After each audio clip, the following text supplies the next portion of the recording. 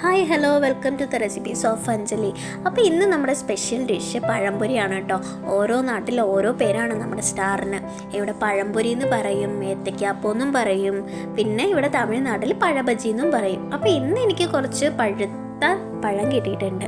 അപ്പോൾ ഞാൻ വിചാരിച്ചു കുറച്ച് പഴബജി ഉണ്ടാക്കാം എന്ന് വിചാരിച്ചു. അപ്പോൾ ഞാനിവിടെ കട്ട് ചെയ്ത് വെച്ചിട്ടുണ്ട്. ഒരു പഴം 4 പീസൊക്കെ ആയിട്ടാണ് ഞാനിവിടെ കട്ട് ചെയ്തിട്ടുള്ളത്, കുഞ്ഞു കുഞ്ഞായിട്ട്. നമ്മുടെ വീട്ടിൽ ചെറിയ ചട്ടിയാണല്ലോ, അപ്പോൾ ഇങ്ങനെ കട്ട് ചെയ്യുന്നതായിരിക്കും ഈസി. അപ്പം ഞാനൊരു പാത്രം എടുത്ത് വെച്ചിട്ടുണ്ട്.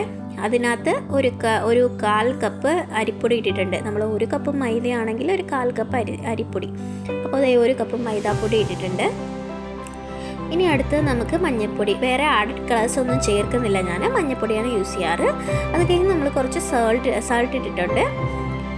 അത് കഴിഞ്ഞതേ നമ്മൾ വാട്ടർ ഒഴിച്ച് നന്നായിട്ടൊന്ന് മിക്സ് ചെയ്യുവാണ് കേട്ടോ.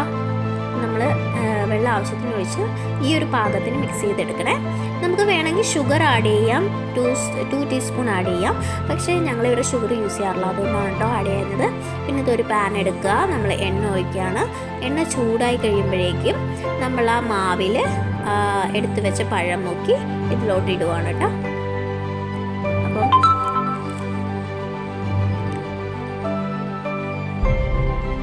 ഓരോ പീസായിട്ട് ഇടാം.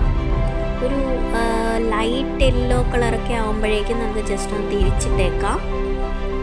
എന്നിട്ട് വെയിറ്റ് ചെയ്യാം കേട്ടോ. ഈ ഒരു ബ്രൗണിഷ് കളറൊക്കെ ആകുമ്പോഴേക്കും നമുക്കത് എടുക്കാം കേട്ടോ.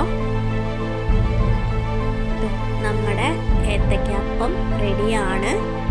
എന്താ പഴംപൊരി പഴബജി റെഡിയാണ് കണ്ടോ. നല്ല ക്രിസ്പിയാണ്, ടേസ്റ്റിയാണ്. നമ്മൾ എണ്ണ ഒട്ടും കുടിച്ചിട്ടില്ല. അപ്പോൾ എല്ലാവരും ഒന്ന് ട്രൈ ചെയ്യണേ.